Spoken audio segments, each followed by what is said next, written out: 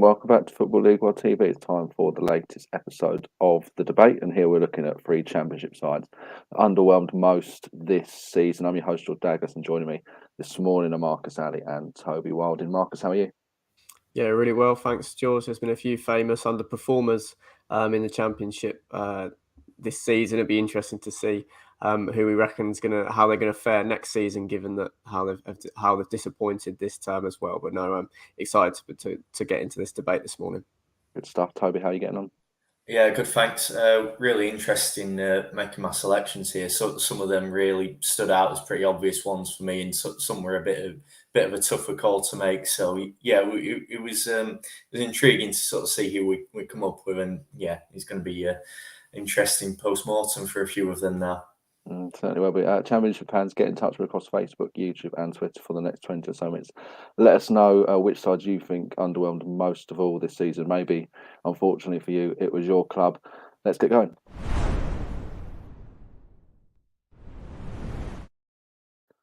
Before the show, Marcus and Toby, I asked you for your three picks, your three respective picks, and two of them were the same. So it makes sense to start with those two. We'll obviously go with one first of all. Let's talk West Brom. I think it's fair to say they arguably were the most underwhelming, given the predictions that were made for them at the start of the season. Obviously, Valerian Ismail gone in there, having done such a wonderful job with Barnsley the season before, made some good signings too, but never really got going for them, and they ended up with a mid-table finish. And now Steve Bruce is in charge, and he'll be looking to try and turn things around for next season. Toby, we'll come to you first of all. Where do you think it went so badly wrong for Albion this season?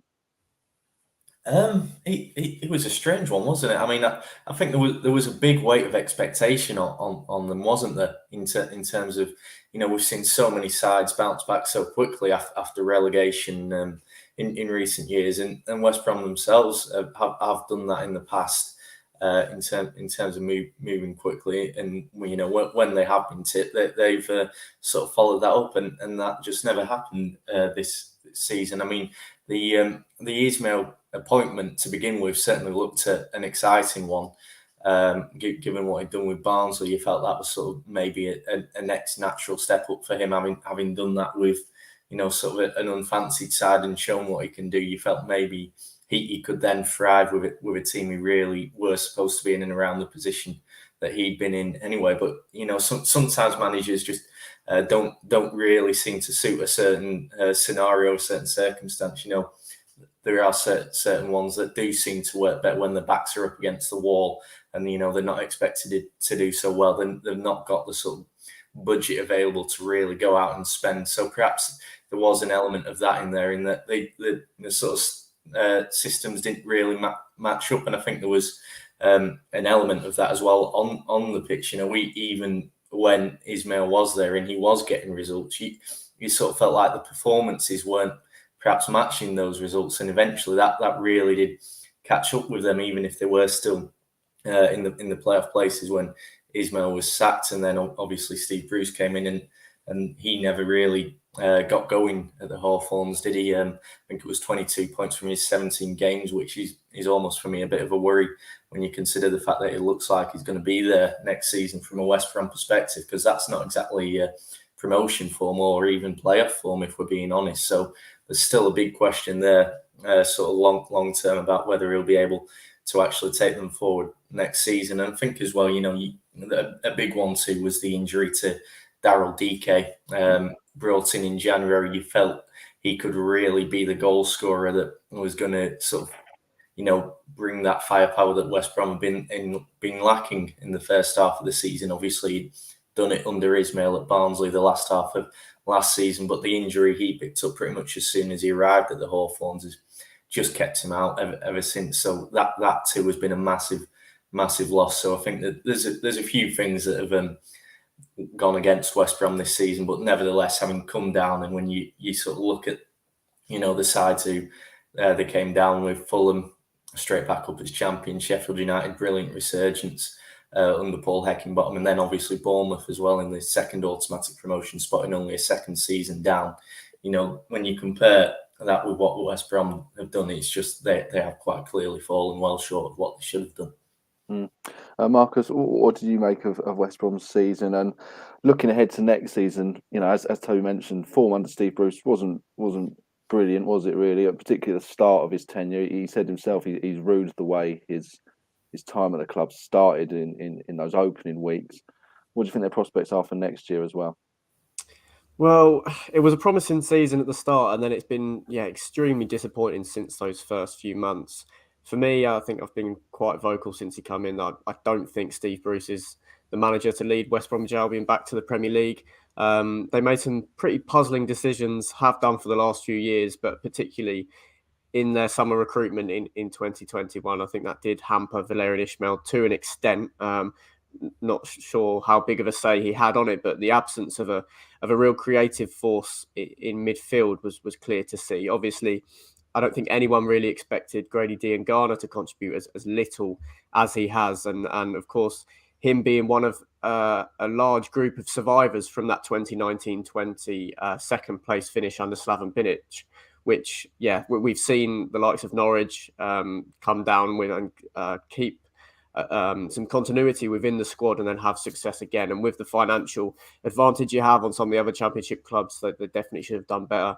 In the summer transfer window, it was pretty surprising to me to see Romain Sawyers loaned out to Stoke City. I know he struggled with injury in the second half of the season, but that type of player seemed like someone that they could have done with in midfield areas this season. I think the Robert Snodgrass situation is also a little bit embarrassing, with him leaving by mutual consent and now being an important player for a team in the playoffs, which is where the Baggies ideally would have liked to have been.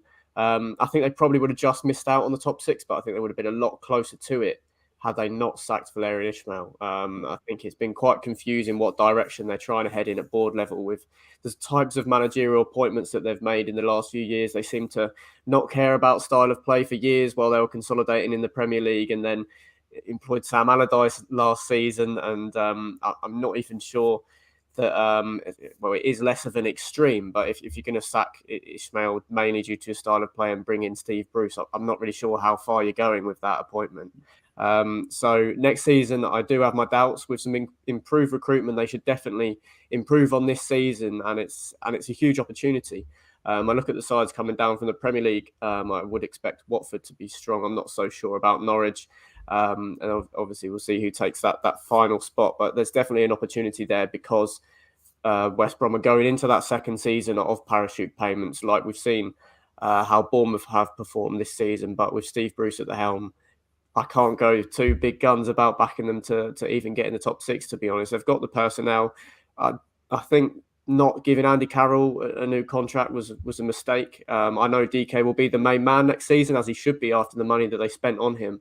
But I think Carroll could have been a very effective squad player going into next season. So, yeah, I have my doubts about what they're doing. I would expect some heavy investment in the summer, but it's how smartly you invest that money, not how much you put in. So, yeah, they've got a long way to go. And I think until there starts being some more clarity at the top level of the club, I'm not sure that they're going to be headed back, well, at least into the automatic promotion conversation for some years, because, yeah, it has been a tough watch at times under Steve Bruce. And in my opinion, he probably is a manager that's got his best years behind him in terms of what he's achieved in the game. Yeah, certainly a lot of unknown aspects around West Brom at the moment, isn't there? Looking ahead to next season, you just don't know where they're going to be. I mean, if Daryl DK can find the form that he had when he was at Barnsley, you never rule the Baggies out from challenging up at the right end, but at the same time, as they've shown this season, could go pretty badly wrong for them as well. Not as badly as the team we're going to come on to next, though, and that's Barnsley, who obviously dropping into Sky Bet League One, a team that were in the playoffs the season before this, and it's all gone so terribly wrong for them this year. Toby, we'll come to you first of all. How much of it do you think has stemmed from the awful start they made under Marcus Schopp? Yeah, that's had a lot to do with it. I mean, in fairness, Barnsley have sort of gone down that route for quite a long time now, in terms of that sort of perhaps a bit more unheralded manager from abroad being brought in to try and do a job. And you know, it hasn't always worked out. I mean, Ismaël was a standout. Gerhard Struber and Daniel Stendel, very mixed. I mean, Stendel worked brilliantly in League One, didn't quite come off in the Championship. Struber just about managed to keep them up when he came in. So I think even to begin with, there was an element of risk in taking that approach, but then they never got going in terms of that with that appointment. I think was it only one win in total under Shop, so there's no sort of momentum there, and so yeah, that has played into things, but I don't think you can entirely put the blame on Shop. I mean, everyone sort of points to the loss of Ismail from the dugout, and then Daryl DK, as we mentioned there, and Alex Moat, who obviously also all three going to West Brom on the pitch. Obviously, they were huge blows, but I don't think they were that significant a loss that West Brom that Barnsley should have collapsed quite like this. When you consider the players that were still left behind who were making such significant contributions last season, so it's not all on Shop. I think those players as well. There do have to be some questions there about those performances, and then. After what happened with Shop, I was a bit surprised they went down that route again with Espaghi in terms of the unheralded foreign coach. You maybe thought that given it hasn't worked once this season, maybe they do need to try something different. And I don't think either that they helped themselves in the January window once they did know that they're in that position. I mean, they were slow off the mark. I mean, Bassi did come in and he did make an impact when he arrived, but even that was very late in the window. So, you missed a few weeks there where if you bring in a player like him in, a little bit early, gives him a bit more time to bed in, make a bit more of an impact, maybe pick up a few more points, a little bit more momentum. So, yeah, I think there was a lot of things that really Barnsley could have done better this season, both in terms of who they had playing for them on the pitch and who was making the calls off it. And I think it just sums it up, doesn't it? Derby deducted 21 points over the course of the season for results-related reasons, and they still managed to finish above them. Yeah, no, you're right, Toby. That paints a pretty stark picture of how Barnsley did this season. Marcus, let's look at the Poya Espaghi appointment first of all. Do you think that could have perhaps come earlier, or like Toby, do you think perhaps they should have sort of abandoned their approach that they take with managerial appointments of late, where they've gone for the sort of unheralded or untried managers in terms of championship experience? Perhaps they should have abandoned that just for the rest of this season. Yeah, I see what you're saying. I definitely agree with Toby that Marcus Shop got too long in the job. They did let it carry on. They were too far adrift when they made that decision. And to pick a untried manager in the Championship when you've let it go that far to an even more tougher situation to inherit was always going to make it tougher. Maybe if they did sack Shop, I don't know exactly when it was, but potentially 5 to 10 games earlier, and given Espaghi a little bit more time, because he did have a small influence, and he did improve them gradually as his tenure went on. I'm not so sure about going down the old-fashioned route, getting in a firefighter. I think sometimes in the long term, it can just delay the inevitable and almost make it even worse when it does happen. I think if they did see a longer term option in Espaghi than potentially bringing in someone like Neil Warnock to try and keep them up this season. So I think there are merits to making that kind of decision. But yeah, the fact that it hasn't worked and the contrast that we've seen in comparison to the Struber and the Ismail appointments to Shop and Espaghi does leave them at a little bit of a crosswords this summer. A crossroads, not a crosswords.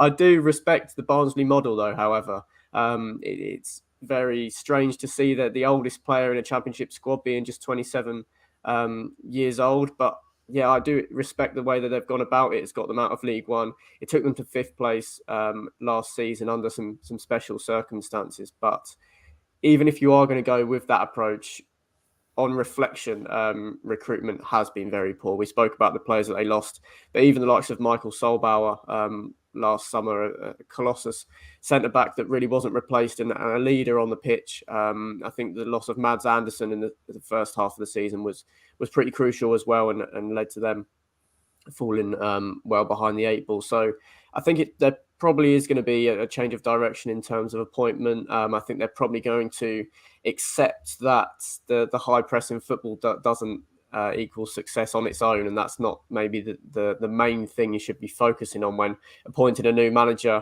A lot of I'm not entirely sure who the family are or ownership group that owns Barnsley, but some of their other clubs have had disappointing seasons as well. So there could be a big reevaluation there that changes their approach heading into League One. So, like Toby, I expected the fringe players to step up much more this season. The likes of Clark Adore hasn't really had too many minutes. Ramal Palmer hasn't been able to hit the heights that he did in 2020-21.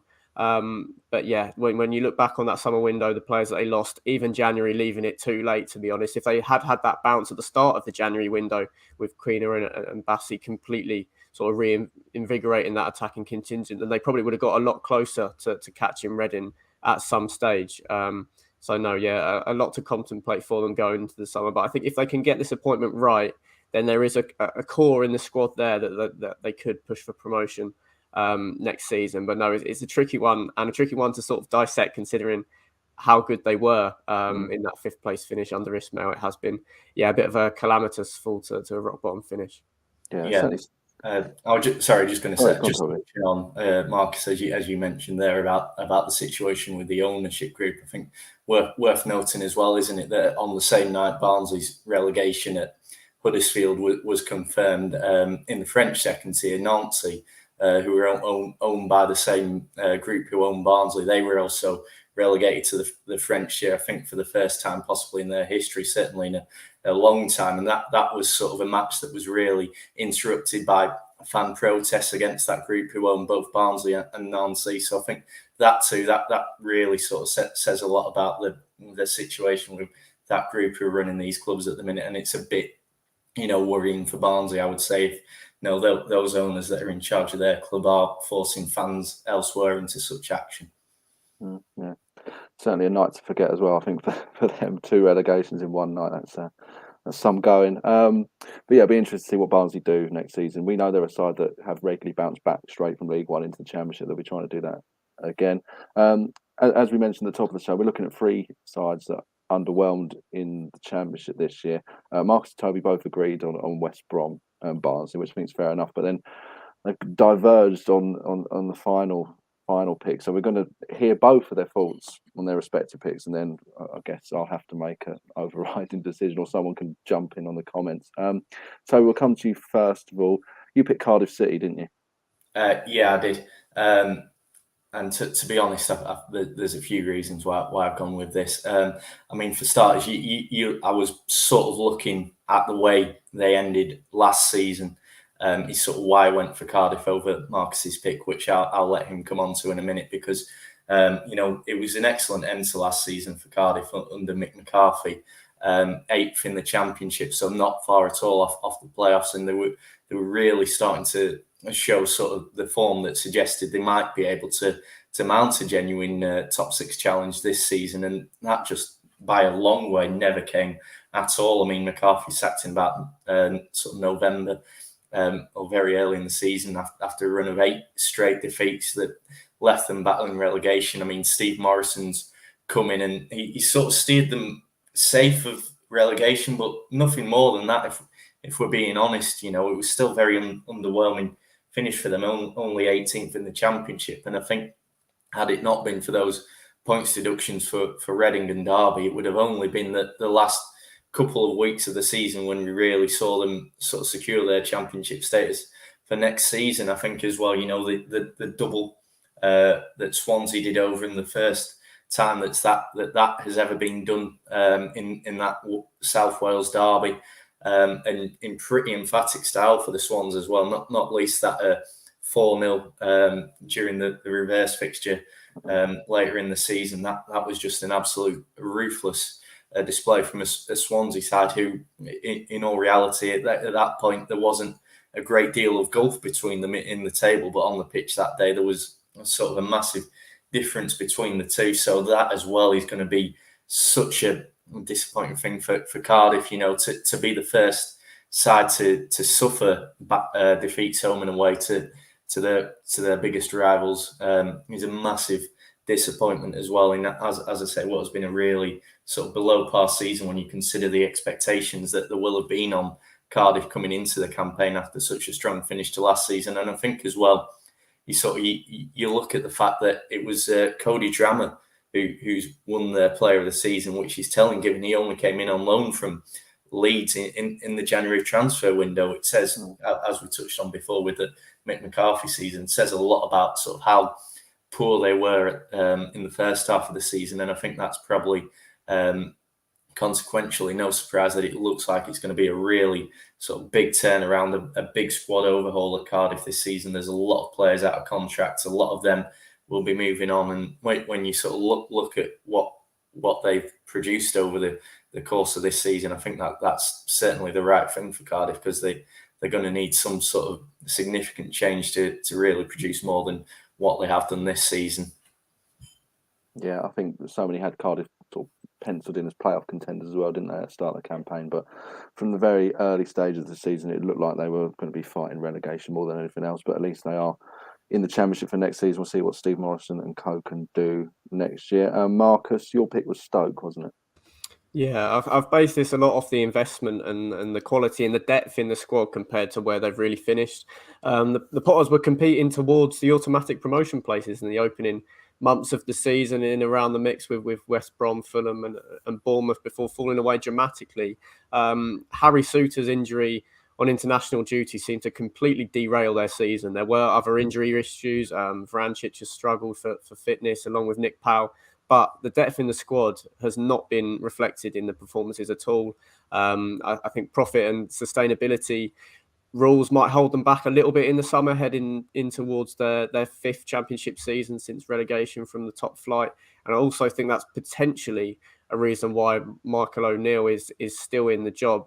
His contract runs until the end of next season, but unless they finish in the top six, or at least come extremely close to doing so, I don't see him earning a new one beyond the summer of 2023, if he is still in place opening day next season. Looking at the squad cost list of the Championship clubs that Kieran Maguire put together a couple of weeks ago, Stoke City are third behind Bournemouth and Fulham, and they've finished 14th in the Championship. Pretty damning. Even the loanees, the calibre of the loanees that they brought in, Taylor Harwood-Bellis, Jaden Philogene-Bidace, they showed signs of picking up a level of performance after they sort of reassembled their squad after the injury crisis they finished just towards the back end of last year. But in the end, they've fallen away and have really struggled to put any kind of run together. They've had nothing to play for the last few months. Lewis Baker's been an excellent signing in January, and it kind of feels like they're building a team around him towards next season. I do think that there's a spine there and a core of a squad that could push for promotion next season, or at least get a respectable top half finish. I think Jacob Brown's had an excellent season. Josh Tyman as well, really establishing in himself as a quality wing back in the Championship. Tyrese Campbell was a player that we were so excited about at the start of last season before his injury. He's almost felt like he hasn't been able to get back up to 100%. This season. Another player of big calibre, Josh Madger, comes in January and has been a massive flop, to be honest, from Bordeaux. So given the depth of quality in their squad, even with the injury crisis, you were able to shuffle the pack and bring in players that had experience at Championship level, and it wasn't able to arrest the slide. Looking at the squad, I think Stoke definitely had to be a team that were in the conversation to finish in the top six right up until the end of the season. And they fell away sort of similarly as they did last season. So, yeah, it's a disappointing season given the money that they've invested, the squad that they put together. So, yeah, for the side that's costs the most, apart from the two teams that finished in automatic promotion, to finish 14th, I think has to be one of the biggest underperformances this season. Yeah, no, you might both make very good cases over this final team. Just looking at my own Championship prediction at the start of the season, that's what I'm going to base it off on. I think you're going to laugh at the fact that I actually had Cardiff in fourth. So that's going to kind of sway me, because I've actually got Stoke sitting in 14th, which is where they finished. That's probably more blind luck out of anything. But based on that, I'm going to say Cardiff underwhelmed more than Stoke, but let's be honest, both did, even though my prediction was nailed on for Stoke. I think that was more fortune than anything particularly accurate on my part. But both of them, both underwhelmed, both obviously looking far better seasons next year. So that's the debate then on Football League or TV. The three sides that underwhelmed most of all, or we think, in the Championship, and we've gone for West Brom, Barnsley and Cardiff, but a special mention for Stoke City as well.